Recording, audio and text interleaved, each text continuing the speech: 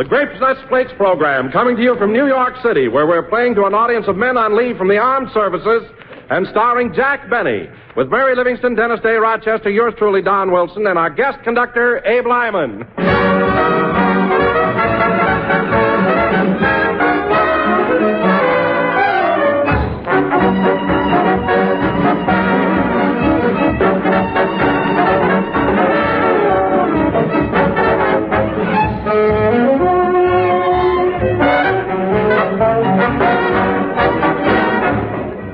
Friends, I met a woman today who has 3 sons on 3 different work shifts. Boy, does that big 12-ounce package of delicious toasty brown grape nuts flakes get a workout at her house, with breakfast time rolling around 3 times a day. Yes, these days, breakfast may come at odd hours, but whenever it comes time for breakfast, it means time for crisp, toasty grape nuts flakes. A breakfast of malty-rich grape nuts flakes is a breakfast of swell-tasting all-around nourishment, because grape nuts flakes are a whole-grain cereal. Now, whole-grain cereals are not only health builders, they're thrifty and plentiful. And they're whole grain because they bring you the important food essentials you find in the natural whole wheat. Vital food factors you need, including iron and 2 of the health-building B vitamins, niacin and B1. So get set for the breakfast shift with delicious, nourishing grape nuts flakes.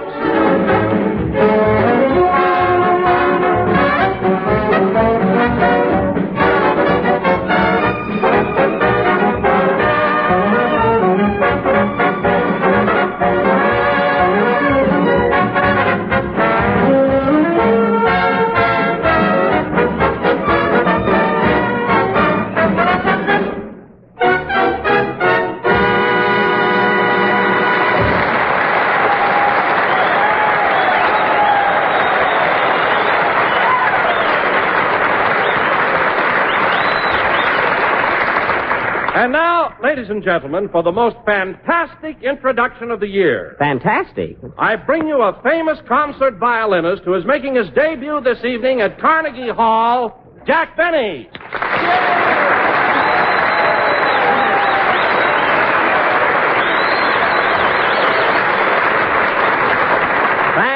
Thank you. Hello again. This is Jack Yasha Benny talking. And, folks, I'm as nervous as a pizzicato. And, Don, that's the truth. I am playing my violin at Carnegie Hall tonight. But, Jack, it's so fantastic. Will you stop saying that? This is a benefit for the Infantile Paralysis Fund, and I'm appearing as a soloist on the same program with Gladys Swarthout, Isaac Stern, Marjorie Lawrence, John Charles, and Thomas. And, That's John Charles Thomas. It's one man. It is? Gosh, I sent all 3 of them Christmas cards. Anyway, there are going to be a lot more prominent artists there, including Oscar Levant. He's going to be my accompanist. I expect him to drop by and pick me up. Well, Jack, aren't you just a bit nervous appearing with so many musical celebrities? No, why should I be nervous? We all get along fine. I'm very nice to them, and they don't speak to me. That is all but Gladys. Gladys, she thinks my playing is marvelous. Gladys Swarthout? No, Gladys Jones, her maid. She's a cousin of Rochester. Oh, hello, Mary. Hello, Jack. Why don't you grow up?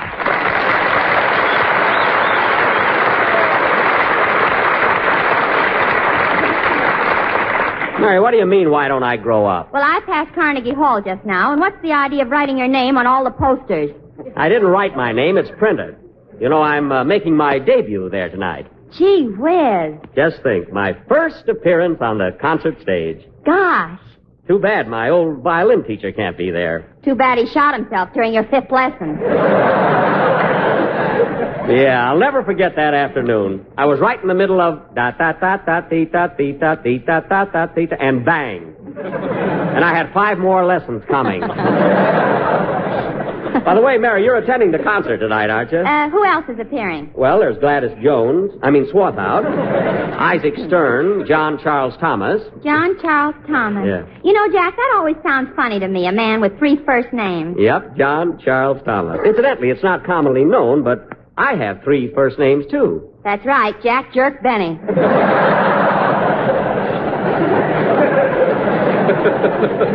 That's Jack John Benny. And speaking of unusual names, say, Don. Yes, Jack? Come here a minute. This'll kill you. What do you think This'll positively amaze you, but it's the truth, you know. What do you think Fred Allen's middle name is? What? Florence. Fred Florence Allen, imagine. Well, why in the world did his parents ever name him Florence? Well, I'll give you a hint, Don. Allen didn't shave until he was 33 years old.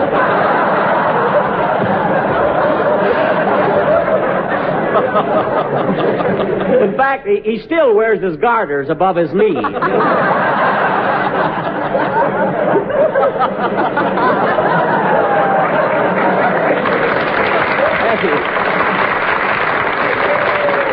Hey, Mervyn Dorse is in the audience. No kidding, huh? You should talk about Alan. I saw a picture of you when you were 15 years old and you were playing with dolls. Well, I still have a couple of dolls on my lap now and then, sister. Believe me. They're still full of sawdust, too. Well, that's the cattiest remark I've ever heard. Speaking of cats, whatever became of that girl you were engaged to? Speaking of cats, what girl? The one with the big grin and the whiskers. Now, cut that out. You're having a jolly time tonight, aren't you? Say, Mr. Benny, is it all right if I take my girl to... Oh, hello. Hello, Dennis. Hello.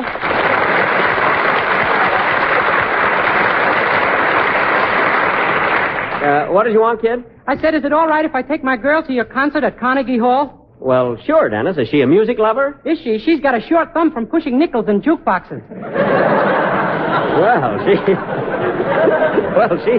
She does like music. Where does your girlfriend live, Dennis? If I knew where she lived, I wouldn't be wasting my time at a concert. Well, you'll enjoy it, Dennis. There are a lot of great artists on the program. There's Jan Pierce, Ezio Pinza, Joseph and Rosina Levine, Deems Taylor. Yeah, and don't forget John Charles and Thomas. Wait a minute. I made that same mistake. It's John Charles Thomas, Dennis. Holy smoke, has he got 4 names? Dennis is you. Oh.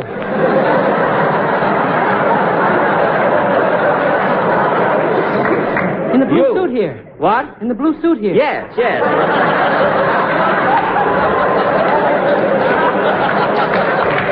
Well, kid. Oh, brother.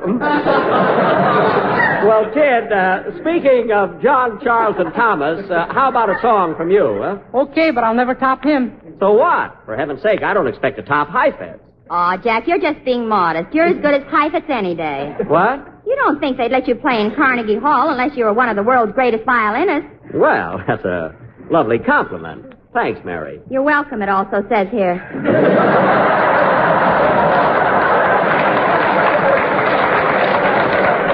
Don't spoil it. You always have to do that, huh? Well, I don't know about anyone else, but personally, I think Mr. Benny is one of the finest violinists of this earache. That's era. Earache. Well, there's 2 compliments shot to... Oh, well. Sing, Dennis, and let's get on with the show. Huh? Wait a minute. Come in. Telegram for Jack Benny. Take it, Mary. Wait a minute, buddy. Here's a tip for you. Oh, boy, $50. No use waiting. I got to get new glasses.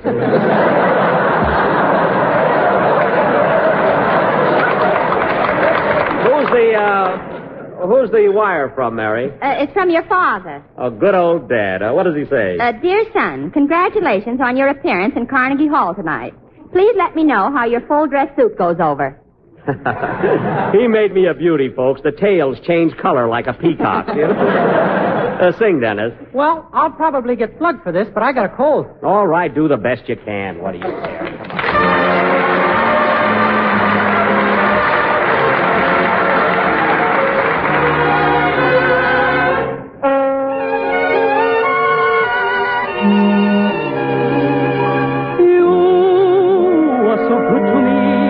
I really thought I had a place in your heart, but now I see it never was me. It was someone else right from the start. You're dreaming, he's dreaming, I'm dreaming too. One too many, so my dream can never come true. You love him. He loves you.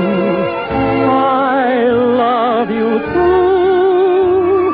The 3 dreams are one too many. So my dream can never come true.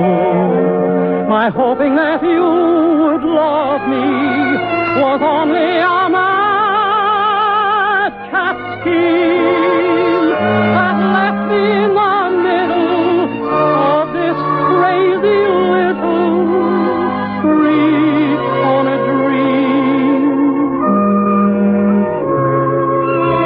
You're happy.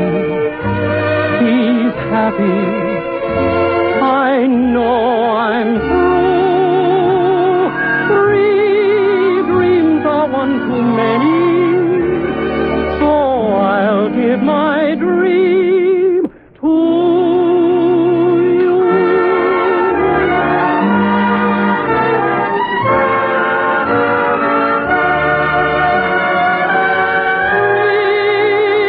3 dreams are one too many. So I'll give my dream to you.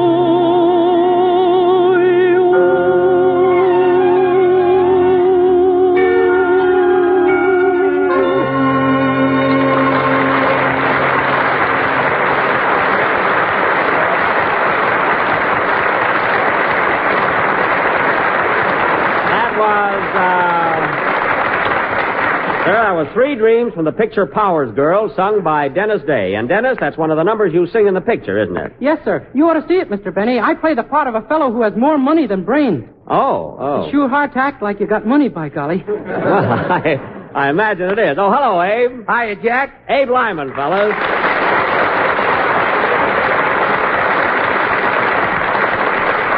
All right, Abe, stop shaking hands over your head like a prize fighter. What a character. Hey, before I forget it, Jack, congratulations. I hear you're going to play at Canarsie Hall tonight.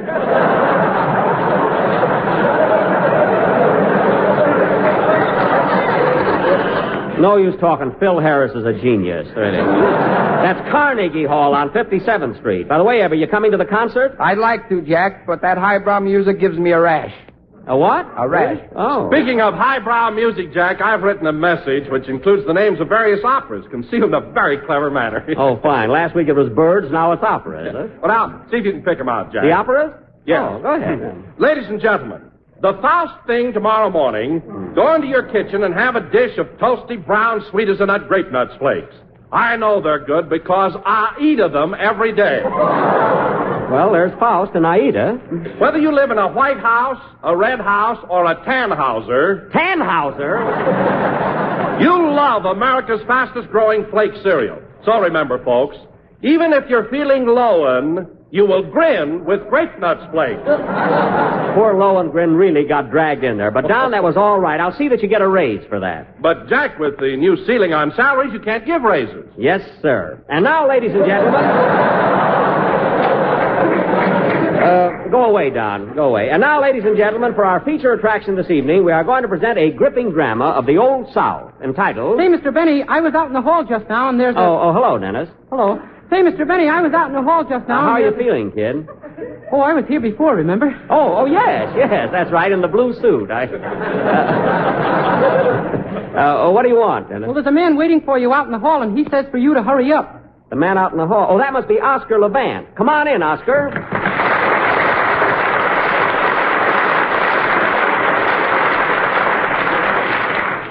Hello, Jack. Are you all ready? Yes, I'm ready to go. Well, Oscar, I see you're prepared to accompany me on the piano tonight.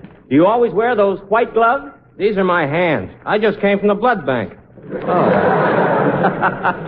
Very good. I'll have to watch out for this guy. He's sharper than a buck tooth. I'll be through here in a few minutes, Oscar. Then we'll hop in a cab and go over to Carnegie Hall. Just think, Benny and Levant playing a duet.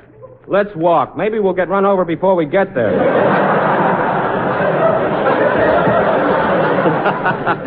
That's all right. I got to be on my toes here. This guy's making a monkey out of me. Oh, by the way, Oscar, I think you know everybody here, don't you? Sure. Oh, Mary, didn't I see you at the Stork Club last night? The Stork Club? Yes, you were dancing with that South American. Oh, that was Jack with a black toupee. I was in bed by 10 o'clock last night. Although I couldn't sleep, I was so nervous thinking about our concert tonight. You were nervous. My wife had to pull me off the windowsill 3 times. I gotta watch out. He's an ad-libbing fool, you know? Oh, Oscar, I don't think you know Abe Lyman, our band leader. I've known Abe for years. Sure, we sat together at Rubens last night. Say, Oscar, you know, that was a pretty good bowl of soup I drank. You didn't drink that soup. You auditioned it. You beat me to it, Oscar. I was just going to ad-lib something like that. Honest, I was. You couldn't ad-lib a sneeze with a nose full of pepper.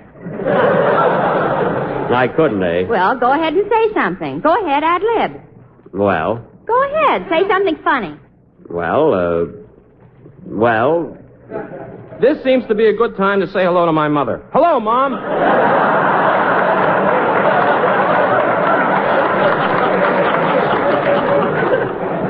Well, I could say something funny, but how can I think with that darn Dennis Day standing there staring at me? Well, that sweat rolling down your forehead fascinates me.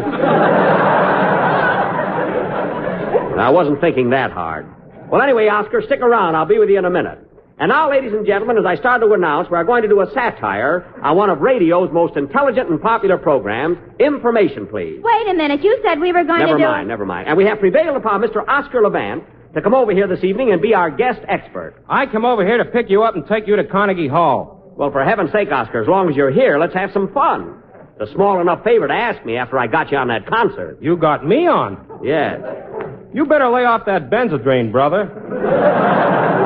All right, be a sport. I certainly can't do a program like Information, Please, with dopes like Abe Lyman and Dennis Day. And you. And me. Now, cut that out. Anyway, ladies and gentlemen, right after a number by Abe Lyman and his orchestra, we'll present our own version of the... I'll take it. That must be Rochester. I told him to bring my full-dress suit over here. Hello? Hello, Mr. Benny. This is Rochester.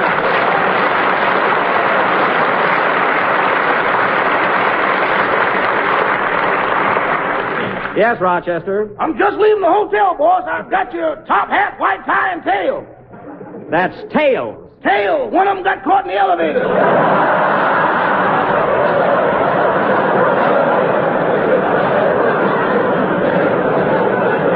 Oh, my goodness.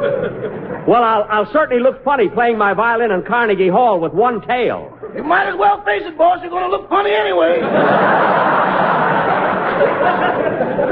Well, that's one of the most careless things I ever heard. I guess I'll have to wear my tuxedo. Your tuxedo? Yeah. Did you press it like I told you to? Well, I pressed the coat all right, but I had a long phone call during the pants.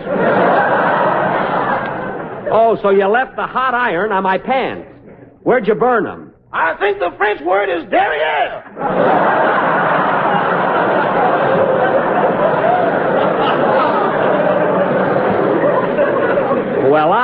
Well, what am I going to do? I can bring along some black paint. Never mind that. I'll just have to be careful how I take my bow. Oh, wait a minute. I have another idea. I think I'll wear my blue serge suit. That blue serge is awful shiny, boss. It is not shiny. I wish I had a diamond that threw off a glare like that.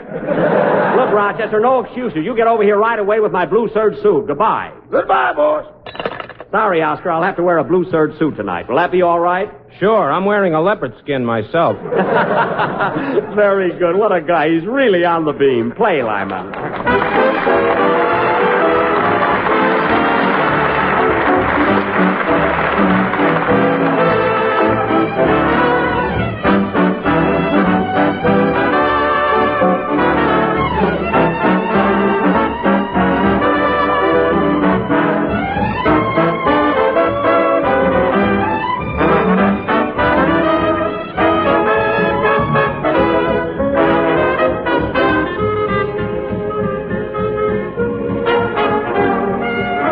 I Can't Give You Anything But Love. Sorry, Abe, we had to cut this kind of short, but that was I Can't Give You Anything But Love, played by Abe Lyman and his Hotel Lincoln Orchestra. Hey, that's a good one. Abe at the Lincoln. I don't get it. Who asked you to? Be thankful you got a plug. And now, Don, I think it's about time for Now, who's that? Come in. Yes, sir? Is this the Jack Benny program? I'm supposed to be in your play tonight. Oh, yes, you were going to be the villain. What's your name? Joe Besser. Messer? No, Besser!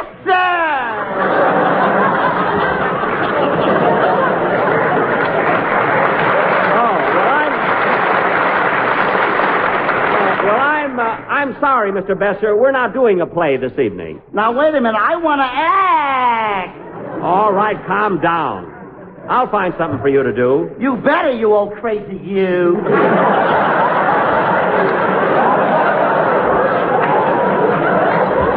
Now, sit down, please. All right, Don, let's get started.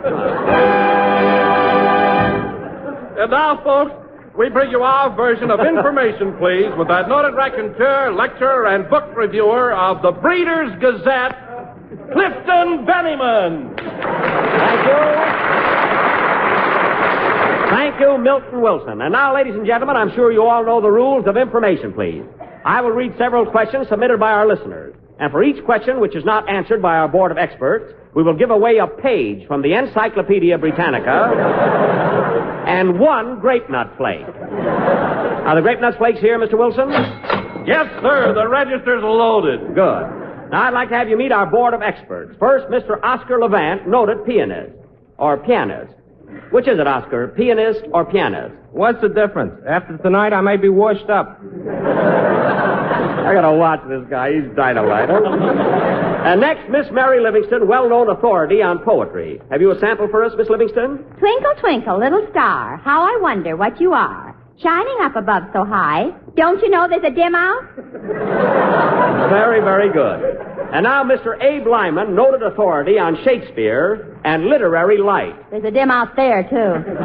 You said it. Mr. Dennis Day, world-famous authority on... On what? And last but not least... Sit down, Dennis. Sit down. Mr. Joe Besser, authority on archaeology, ichthyology, and paleontology. Well, get here! And now, folks, we will proceed... You old crazy you!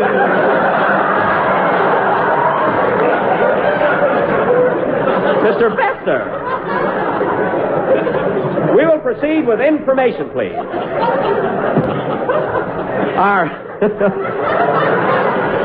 Our first question comes from Miss Bernice Butterball of Baked Potato, Idaho. Miss Butterball wants to know if you can name 3 presidents of the United States whose names begin with W. Well, I see you have your hand raised, Mr. Day. That's nerves. It just blew up.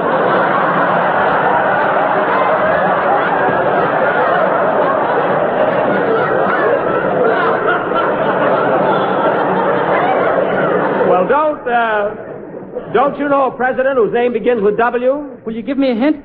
Yes. So who was the Washington Monument named after? George Monument. That's right, George Monument, Washington. And now let's have another president beginning with W. Wendell Willkie. Willkie didn't win, Mr. Levant. Well, he's working, that I know. I gotta watch that boy. He's making a straight man out of me. And now, second, a president whose name begins with W. I'm waiting. Ah, Mr. Besser, I see you have your hand up. Oh, it's not for that!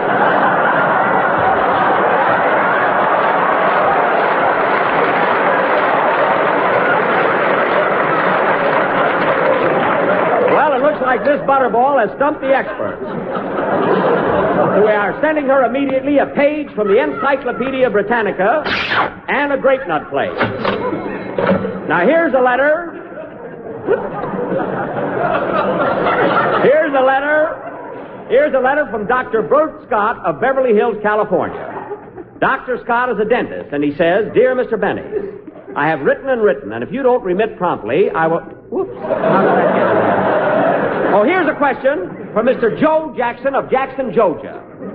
Mr. Jackson wants to know what the following girls have in common. Joan Crawford, Joan Leslie, Joan Bennett, Joan Fontaine... Oh, shut up! Not so fast!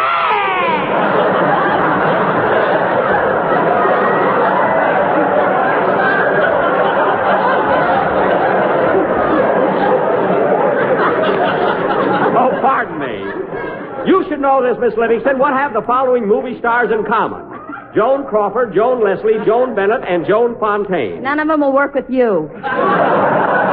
That's so. Well, thanks to your levity, Miss Livingstone, we have lost another page from the Encyclopedia and a grape nut plate. Now, Here's a question in your field, Mr. Levant. Incidentally, you haven't gotten anything tonight. You're referring to money, of course. I'm referring to answers. Now, I'm going to play a musical selection, and I want you to identify the number. The second.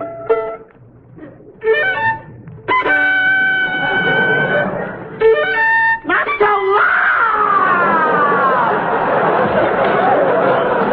Mr. Besser, please.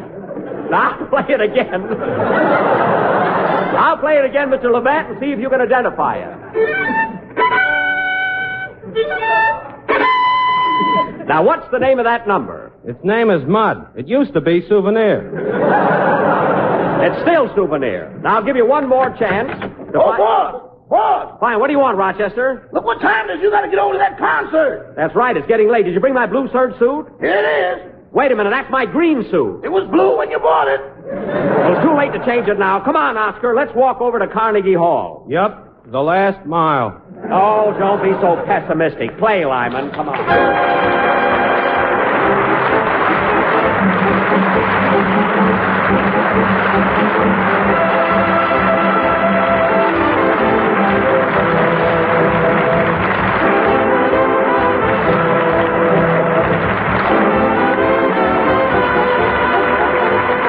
That was the last number of the 16th program of the new Grape Nuts Flake series. And I want to thank Oscar Levant for appearing here tonight, and also Joe Besser, one of the stars of the Olson and Johnson hit, Sons of Fun. Next Sunday night, folks, we'll be broadcasting from Fort Meade, Maryland. And tomorrow we'll be seeing you boys of the Coast Guard at Manhattan Beach. With my whole gang, including Danny Kaye, the star of Let's Face It. Good night, folks.